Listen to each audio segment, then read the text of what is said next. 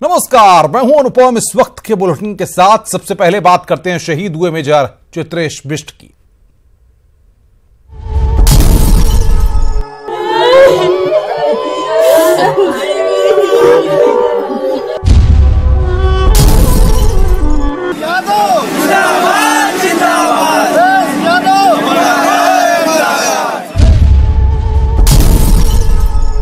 अब बस एक ही चीज बचा है, पाकिस्तान का खात्मा, पाकिस्तान का खात्मा और पाकिस्तान का खात्मा।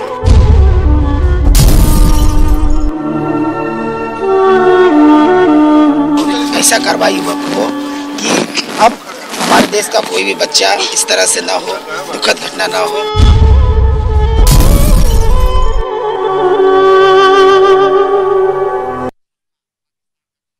सरकार तुम करो प्रहार। जम्मू कश्मीर के नौशेरा में शहीद हुए मेजर चित्रेश बिष्ट का पार्थिव शरीर देहरादून लाया गया।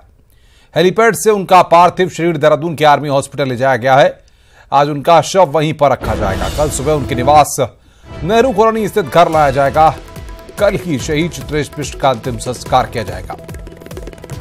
आपको बता दें कि जम्मू कश्मीर के एलओसी पार राजौरी जिले के नौशेरा सेक्टर में पाकिस्तान की बॉर्डर एक्शन टीम बैट की ओर से बिछाई गई आईईडी को डिफ्यूज करते वक्त विस्फोट में सेना के मेजर चित्रेश बिष्ट शहीद हो गए हैं।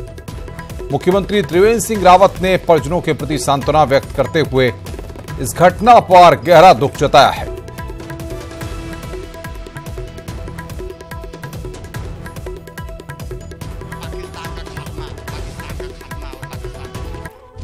जम्मू कश्मीर के राजौरी में शहीद हुए मेजर चित्रेश बिष्ट के परिवार पर दुखों का पहाड़ टूट पड़ा है। चित्रेश के पिता एसएस बिष्ट कल तक दिन रात चित्रेश की शादी की तैयारियों में जुटे हुए थे, लेकिन अचानक आई एक सूचना ने पूरे माहौल को मातम में बदल दिया। देखिए रिपोर्ट। इसे कहते हैं नियति का क्रूर मजाक। 7 मार्च को मेजर चित्रेश भट्ट की शादी होने वाली थी और 28 फरवरी को शादी की तैयारियों के सिलसिले में चित्रेश घर पहुंचने वाले थे, लेकिन उससे पहले ही आई चित्रेश की सरहद के लिए शहादत होने की सूचना। परिवार को इस अनहोनी पर विश्वास ही नहीं हो रहा है। शुक्रवार को करीब 15 मिनट तक माता पिता की चित्रेश से बातचीत हुई थी। से शहीद का पार्थिव शरीर गढ़ी कैंट स्थित सेना के अस्पताल में रखा जाएगा। मेजर चित्रेश बिष्ट एक कोर ऑफ इंजीनियर्स के बहुत ही होनहार अधिकारी थे। 55 इंजीनियर रेजिमेंट के थे। वो राजौरी में अपनी यूनिट के साथ डिप्लॉयड थे और ये बहुत ही दुखद समय है जब हमको ये सूचना मिली। मैं कर्नल कौशिक, जिला सैनिक कल्याण अधिकारी देहरादून की हैसियत से यहाँ बिष्ट साहब के घर पर आया था। तो अभी मॉर्टल रिमेन्स तो ट्रांसफ़र हो रहे हैं। आज दोपहर तक, शाम तक, कल शायद अंतिम संस्कार का समय तय होगा, वो सभी को पता लग जाएगा। शहीद के घर पर लोगों की भारी भीड़ जुटी हुई है। हर कोई नम आंखों के साथ शहीद को श्रद्धांजलि व्यक्त कर रहा है। जनप्रतिनिधियों के आने का क्रम भी जारी है। विधानसभा अध्यक्ष हरबंश कपूर, कांग्रेस प्रदेश अध्यक्ष प्रीतम सिंह ने भी आवास पर पहुंचकर प्रभावित परिवार को ढांढस बंधाया। देखिए, एक और सपूत की शहादत इस देश के लिए गई है। मेजर बिष्ट ने जिस तरीके से अदम्य साहस दिखा करके जो विस्फोटक था उसको डिफ्यूज करने का काम किया और उसमें उनकी जान चली गई, मैं समझता हूँ कि ये बहुत ही दुखद घटना है। मैं अपने श्रद्धा सुमन अर्पित करता हूँ और शोक संतप्त परिवार को ईश्वर से प्रार्थना करता हूँ कि उन्हें इतनी शक्ति दे कि इस गहन दुख को वो वहन कर सके। बेटे की शहादत भले ही परिवार की निजी क्षति हुई हो, लेकिन पूरा पहाड़ इस सूचना के बाद गमगीन है। न्यूज़ 18 के लिए देहरादून से सुनील नप्रभात की रिपोर्ट। और बातचीत करने के लिए देहरादून से सुनील नप्रभात हमारे साथ जुड़े हुए हैं। सुनील, जाहिर तौर पर पूरे पहाड़ के लोगों ने जब इस खबर को सुना, देश भर में लोगों ने सुना, तो हर कोई दुख में है। हर कोई ये समझ नहीं पा रहा है कि आखिर किस तरीके से आतंकियों से अब बदला लिया जाए। परिवार से आपने बात की होगी, वहां पर जो लोग पहुंच रहे हैं उनसे बातचीत की होगी, क्या वहां पर लोग कह रहे हैं?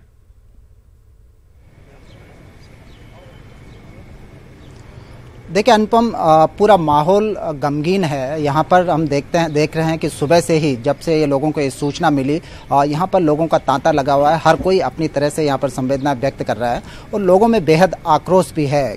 जिस तरह से हमने अभी अपने पिछले बुलेटिन में बताया था अपने दर्शकों को कि लोगों का कहना था कि आखिर ये सिलसिला कब रुकेगा, एक बार फाइनल हो जाना चाहिए, एक बार सरकार को आर पार की बात कर लेनी चाहिए कि आखिर शहीदों के शवों का घरों तक पहुंचने का ये सिलसिला कब समाप्त होगा। हमारे साथ यहाँ पर मैं भी मेजर बिष्ट के घर के बाहर खड़ा हूँ और यहाँ पर बड़ी संख्या में लोग इकट्ठा हैं। उनमें से कुछ लोग हमारे साथ यहाँ पर हैं, ब्रिगेडियर बहल हैं, तो आर्मी से रिटायर्ड डॉक्टर नौटियाल हैं और भी बहुत सारे लोग हमारे साथ हैं। सबसे पहले हम ब्रिगेडियर बहल साहब से जानेंगे कि बहल साहब, मेजर बिष्ट की जो एक यूथ था, बिल्कुल जवान लड़का था, बारूदी सुरंग को डिफ्यूज़ करने के दौरान उनकी मौत हो जाती है, उनकी डेथ हो जाती है। ये बारूदी सुरंग होती क्या है, हमारे दर्शकों को थोड़ा साधारण सी भाषा में आप समझा देंगे। देखिए, ये एक तरह का बम होता है, एक तरह का, जिसमें कि कई तरह के, या तो प्रेशर ज़्यादा डालें तब फटता है वो, या प्रेशर हटाएं तब फटता है। तो कई तरह की इस तरह की क्वालिटी से होती हैं। तो जैसा मुझे बताया गया कि एक माइन उन्होंने क्लियर कर दी थी, इसका मतलब है कि वो दबाने वाली थी, दबाव नहीं, उसके ऊपर से आप हटा लीजिए, हट जाएगा। अब दूसरी जो माइन थी, शायद हो सकता है किस प्रकार की हो, प्रेशर हटाने की हो या प्रेशर डालने की हो, तो उसको करते करते उनका डेथ हो गया। मैं शहीद हुए, मैं बताऊं, हम लोग, मैं भी इंजीनियर से हूं, हम लोग भी बहुत बार ऐसा किया है, लेकिन कभी ऐसा नहीं होता कि भाई थोड़ी जानकारी पता कर ली जाती है किस प्रकार के, किस पे नहीं। जैसा पता लगा है कि उसको जमीन के अंदर में उन्होंने दबा रखी थी माइंस, वो बम था, बम के एक तरह का बक्सा होता है, बॉक्स था, उसमें दबा दिया जाता है, उसके ऊपर में अगर जोर पड़ेगा तो फट जाएगा। या कई तरह की हैं, जैसे मैं बताया, जैसे टेलीफोन में लगा दिया, टेलीफोन उठाते ही एकदम फट जाएगा।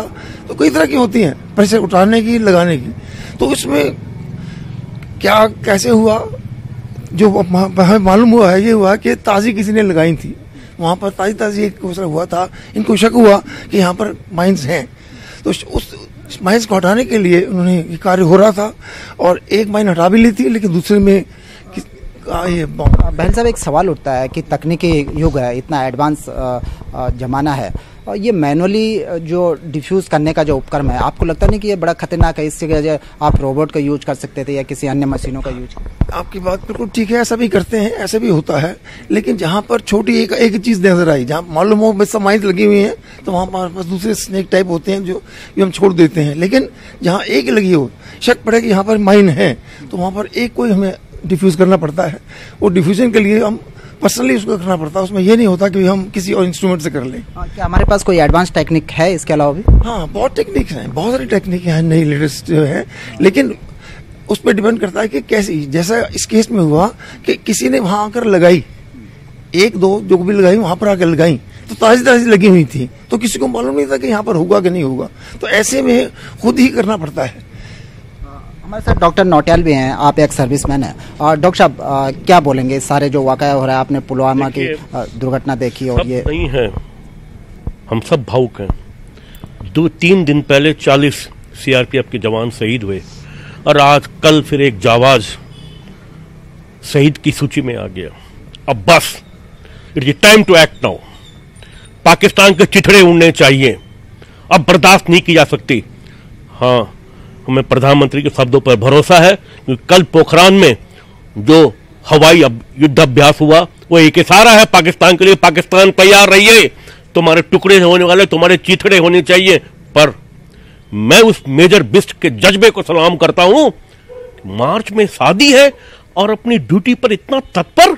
यह है देश का सिपाही, यह है देश का जाबाज, यह है देश का धुरंधर।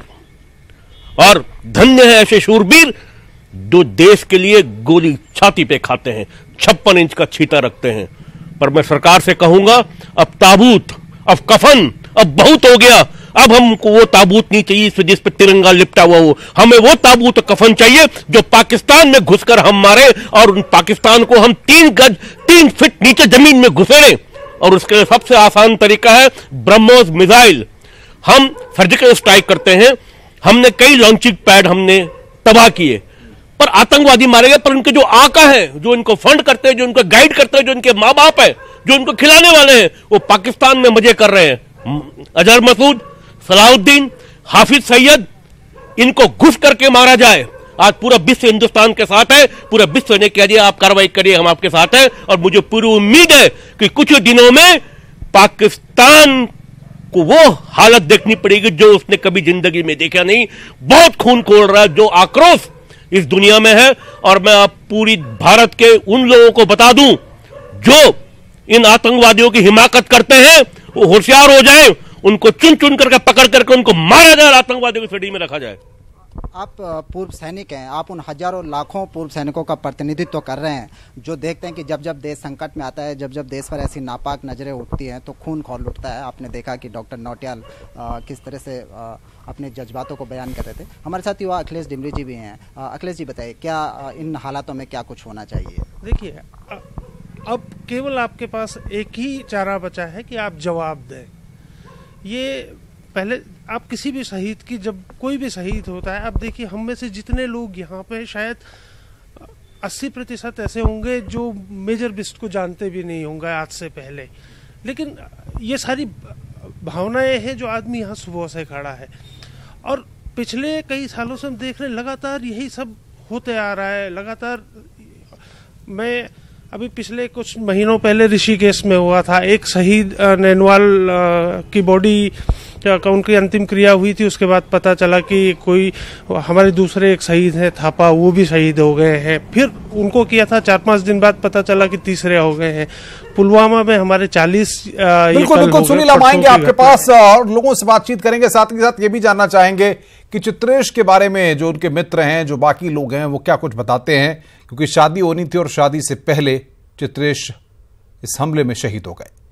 तो शहादत मांगे बदला। सुनील प्रभात हमारे संवाददाता चित्रेश बिष्ट के यहां घर पर मौजूद हैं, जहां पर मातम पसरा हुआ है। परिवार के लोग समझ नहीं पा रहे हैं कि इस दुख की घड़ी में क्या कहें। सुनील, चित्रेश के साथ पढ़ने वाले तमाम उनके परिचित तमाम लोग वहां पर आपके साथ हैं। जानिए चित्रेश के बारे में भी बताएं। और जाहिर तौर पर कुछ ही दिनों के बाद शादी होने वाली थी, उस सबकी तैयारियां वहां पर हो रही थी। ये दुखों का पहाड़ जो एकाएक टूटा है, उसके बाद ये लोग क्या कह रहे हैं?